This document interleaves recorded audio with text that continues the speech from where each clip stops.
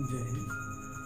आज के इस वीडियो में हम भारतीय अर्थव्यवस्था के जो पार्ट हम पढ़ रहे थे पंचवर्षीय योजना, उसके नेक्स्ट भाग को हम यहाँ पे कंफर्म करेंगे। अभी तक हमने पंचवर्षीय योजना का प्रथम और द्वितीय पढ़ा है। ओके, और अब इसके बाद इस वीडियो में हम इसके आगे जो पंचवर्षीय योजनाएं लागू की गई थी उनके बारे में जानेंगे। कैसा रहा, कौन कौन सी पंचवर्षीय योजनाएं लागू की गई और उन पंचवर्षीय योजनाओं में क्या क्या ख्याल रखे गए, क्या क्या उपबंध किए गए। ठीक, तो सबसे पहले हम एक बार रिवीजन कर लेते हैं। हमने जो कल के जो वीडियो में हमने पढ़ा था उसको हम एक बार रिवीजन करते हैं। हमने पढ़ा क्या था? हमने पढ़ा था कि सबसे पहले जो पंचवर्षीय योजना थी कहाँ लागू करी गई। तो आपको हमने बताया था सबसे पहले पंचवर्षीय योजना 1929 में यूएसएसआर में लागू करी गई थी। किसके सरकार द्वारा? स्टालिन सरकार द्वारा। उसके बाद हमने पढ़ा था कि द्वितीय पे चाइना ने 1935 में अपने वहाँ पंचवर्षीय योजना लागू किया। फिर उसके बाद हमने पढ़ा कि हमारे वहाँ राष्ट्रीय योजना समिति का गठन किया गया सबसे पहले, कब? 1938 में। और एक केसी नियोगी समिति के द्वारा 1949 में एक सुझाव दिया गया कि हमें भी योजना आयोग को लागू करना चाहिए और फलस्वरूप 1951 में हमारे वहाँ योजना आयोग लागू कर दिया गया। ठीक है। फिर उसके बाद हमने पढ़ा था कि प्रथम पंचवर्षीय योजना जिसका समय था 1951 से 1956, उद्देश्य रखा गया था कृषि, सिंचाई और यातायात। हेरोल्ड डोमार मॉडल था उसका, किसका? प्रथम पंचवर्षीय योजना का। ओके, और चिंदरी में एक उर्वरक कारखाना खोला गया। सिंचाई के लिए बहुउद्देशीय नदी घाटी परियोजना का उद्घाटन किया गया और जिसके फलस्वरूप बाखड़ा बाग का शिलान्यास किया गया। यातायात के लिए पश्चिम बंगाल में चितरंजन लोकोमोटिव वर्कशॉप की स्थापना की गई। ठीक है, ये थी हमारी प्रथम पंचवर्षीय योजना। द्वितीय पंचवर्षीय योजना मैंने पढ़ा था कि इसका समय था 1956 से 1961। इसका उद्देश्य रखा गया था उद्योगों का विकास और उद्योगों का विकास इसका उद्देश्य था। इसका मॉडल रखा गया था नेहरू महालनोबिस मॉडल। इसमें महालनोबिस जो थे वो क्या थे? इन्हीं के जन्म दिवस के अवसर पे 29 जून को राष्ट्रीय सांख्यिकी दिवस मनाया गया था। ठीक है। अब जो हमारी दूसरी पंचवर्षीय योजना थी, इसके तहत जो उद्योगों का विकास करना था, इसमें मुख्यतः तीन उद्योग खोले गए, जिसमें पहला आपका उद्योग था भिलाई इस्पात उद्योग, जो कहाँ खोला गया? छत्तीसगढ़ में। किसके सहयोग से? तो ये यूएसएसआर के सहयोग से खोला गया। दूसरा था आपका दुर्गापुर इस्पात उद्योग, जिसको पश्चिम बंगाल में खोला गया। किसके सहयोग से? ब्रिटेन के सहयोग से। फिर तीसरा था राउरकेला, जो उड़ीसा में खोला गया। किसके सहयोग से? जर्मनी से। यहाँ तक हमने पिछले वीडियो में पढ़ लिया था। जिसने भी, अगर आप लोगों ने अभी तक पिछले पहले वीडियो को नहीं देखा है, उसका लिंक डिस्क्रिप्शन में दे दिया जाएगा, उसको आप जाके अवश्य देखिए। अब इसके आगे हम पढ़ते हैं कि प्रथम और द्वितीय पंचवर्षीय योजना हो गई। तृतीय पंचवर्षीय योजना क्या थी? कौन सी? तृतीय पंचवर्षीय योजना के बारे में हम जानते हैं। कौन सी पंचवर्षीय योजना? यहाँ पे तीसरी जानेंगे। कौन सी? तीसरी क्या थी? तृतीय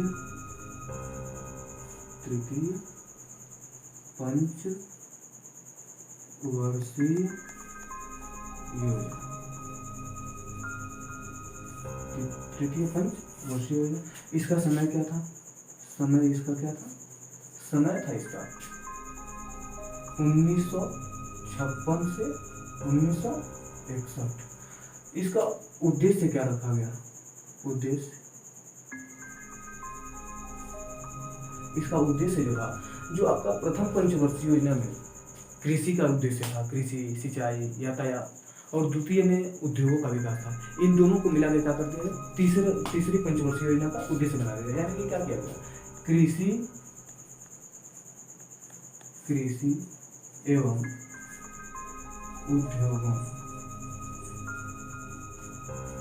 उद्योगों का विकास।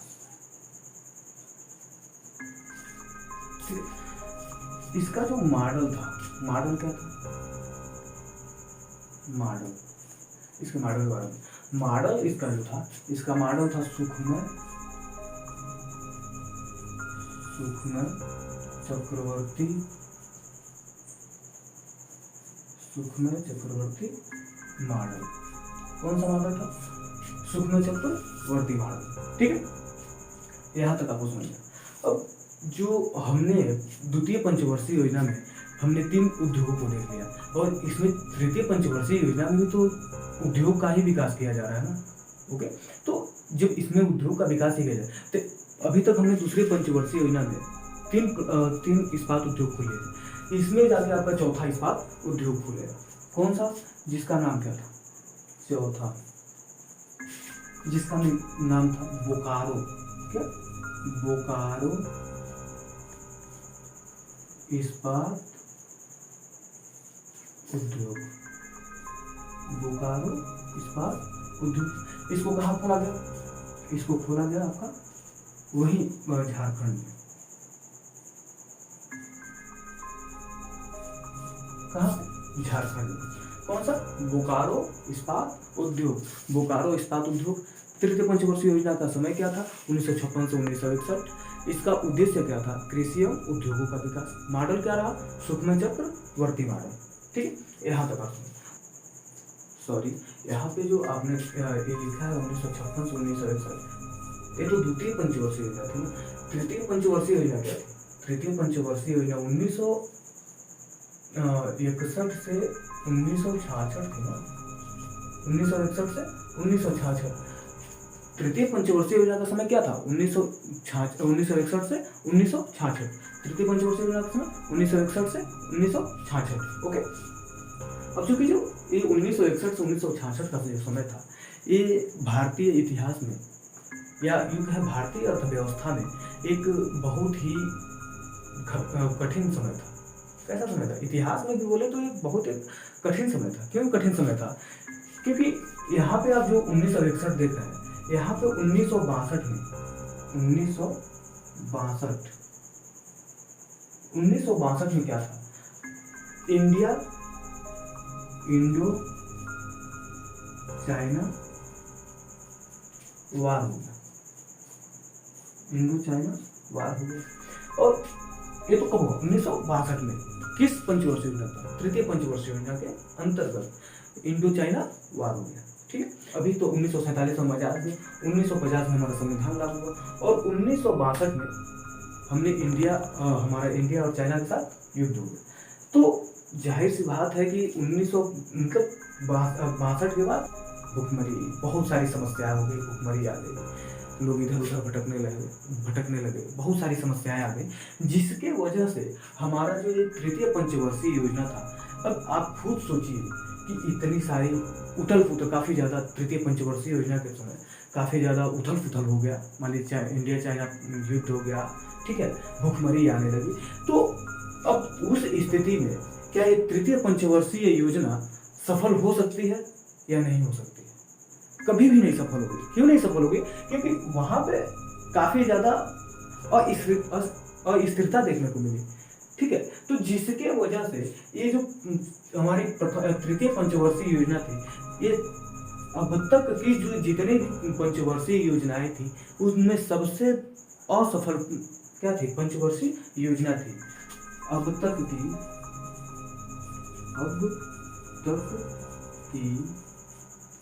सबसे असफल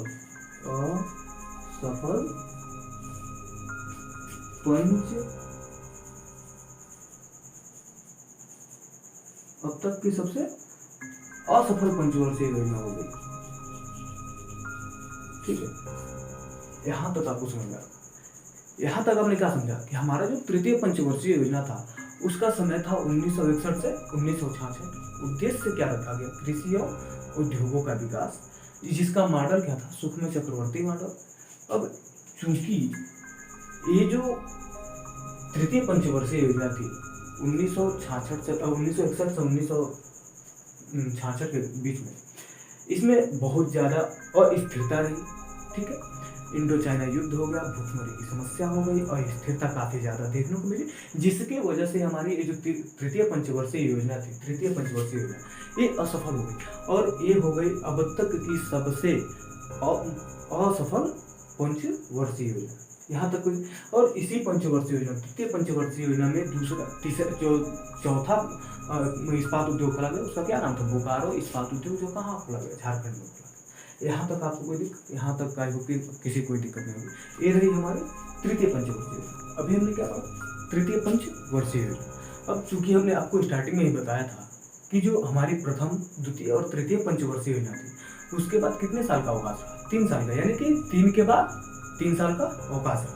अभी जो 3 साल का अवकाश रहा, ये 3 साल का योजना अवकाश क्यों रहा, इसमें हमने कुछ अच्छे काम भी किए। जैसे हरित क्रांति, हमने 1968 में हमारी जो हरित क्रांति हुई वो किसमें हुई, तृतीय पंचवर्षीय योजना के बाद ही हुई, जिसमें जो हमारा 3 साल का योजना अवकाश रहा।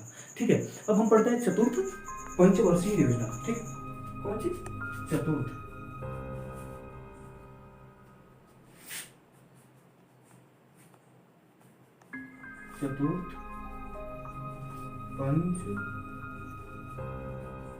पंचवर्षीय योजना। ठीक है, चतुर्थ पंचवर्षीय योजना। अब इसका जो समय था, इसका समय क्या था, इसका जो समय था, अब एक चीज बताइए, हमारी जो तृतीय पंचवर्षीय योजना थी कब से कब तक थी, 1961 से 1966, और उसमें 3 साल का योजना अवकाश, यानी 66 थे 69। अब हमारी जो चौथी पंचवर्षीय योजना होगी वो कब से होगी, 1969 से 1974। ठीक है, हमारी जो चौथी पंचवर्षीय योजना कब से कब तक, 1969 से 1974। इसका उद्देश्य क्या था, उद्देश्य जो था, इसका उद्देश्य क्या रखा गया, उद्देश्य रखा गया आत्मनिर्भरता,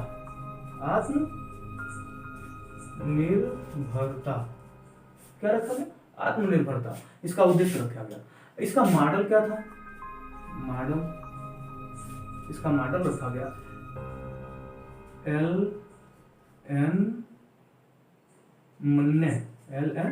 मन्ने या अशोक रुद्र मॉडल। ये किसका मॉडल था, ये जो मॉडल था किसका था, चतुर्थ पंचवर्षीय योजना का मॉडल था। अब चूंकि जो हमारा चतुर्थ पंचवर्षीय योजना था, ये इसमें क्या किया गया, इसमें जो कार्य किए गए उसके बारे में हम जानते हैं। LK झा समिति, जिसने 1969 में अपना सुझाव दिया। कब, 1969 में किसने, LK झा समिति ने अपना एक सुझाव दिया कि जितने भी वाणिज्यिक बैंक हैं, कौन, वाणिज्यिक बैंक हैं, अगर उनमें से जिन वाणिज्यिक बैंकों का सालाना टर्नओवर 50 करोड़ या उससे अधिक है, उनका क्या कर देना चाहिए, राष्ट्रीयकरण कर देना चाहिए। क्या कर देना चाहिए, राष्ट्र, किसने कहा, LK झा समिति ने। कब कहा, 1969, यानी कि चतुर्थ पंचवर्षीय योजना। ठीक है, चतुर्थ पंचवर्षीय योजना में अभी हाल फिलहाल में आपको काफी ज्यादा सुनने को मिल रहा होगा। वर्तमान की जो सरकार है, ये आपने सुना होगा कि कभी रेलवे का निजीकरण, तो कभी किसी का निजीकरण किया जा रहा है। निजीकरण का तात्पर्य सिर्फ इतना है कि जो भी गवर्नमेंट के अंदर जो भी संस्थान चल रहे हैं, उनका क्या किया जाना, उनका किसी प्राइवेट संस्था को हस्तांतरित कर देना। ठीक है, सिर्फ इतना और इतना ही मकसद है। ठीक है, तो किसने कहा, 1969 में LK झा समिति, इसने क्या कहा, इसने कहा सालाना 50 करोड़ सालाना, इतना से जिस वाणिज्यिक बैंक का 50 करोड़ सालाना, 50 करोड़ से अधिक सालाना टर्नओवर है, उसका क्या कर देना चाहिए, राष्ट्रीयकरण कर देना चाहिए। ठीक है, तो इसके तहत अब 50 करोड़ से ज्यादा टर्नओवर, अब इसके तहत क्या किया गया, 14 वाणिज्यिक बैंकों का क्या कर दिया गया, राष्ट्रीयकरण कर दिया गया। कितने, इसके तहत क्या कर दिया गया, 14 वाणिज्यिक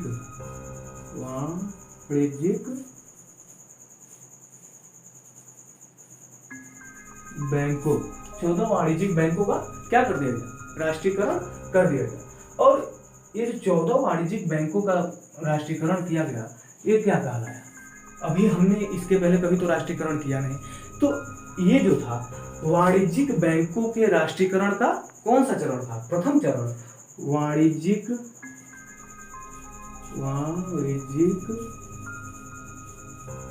बैंकों के